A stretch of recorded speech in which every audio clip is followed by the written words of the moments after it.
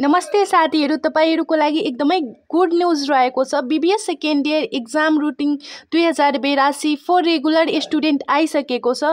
यसको अर्थ BBS second year रेगुलरको एक्जाम दिने साथीहरूको लागि एक्जाम रुटिन आइसकेको छ।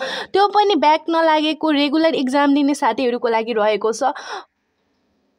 परीक्षा समय दिउँसो 12 बजेदेखि 3 बजेसम्म रहेको छ र तपाईहरुको एक्जाम चाहिँ 2082 नौमा महिना 16 गते रहेको छ।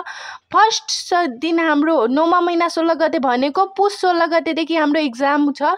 अनि एमजीटी 205 फर्स्ट डे हाम्रो बिजनेस कम्युनिकेसन रहेको छ 16 गते। त्यस्तै गरी 2082 पुस 18 गते हाम्रो माइक्रो इकोनोमिक्स फर बिजनेस रहेको छ। 2082 पुस 20 गते कस्ट एन्ड म्यानेजमेन्ट एकाउन्टिङ रहेको छ। 2082 पुस 22 गते फन्डामेन्टल अफ फाइनेन्स रहेको छ। 2082 पुस 24 गते हाम्रो अर्गनाइजेसनल बिहेभियर र एचआरएम रहेको छ। हाम्रो एक्जाम चाहिँ यसरी हुनेछ। हाम्रो एक्जाम एक दिन ग्याप गरेर रहेको छ र तपाईहरुलाई कहीँ कतै केही कन्फ्युजन लाग्यो, एक्जामसँग रिलेटेड केही कन्फ्युजन छ भने कमेन्ट गर्न चाहिँ नबिर्सनुहोला। Thank you so much for watching my video. Don't forget to like, comment, subscribe, share it your friend. Best of luck for your upcoming exam.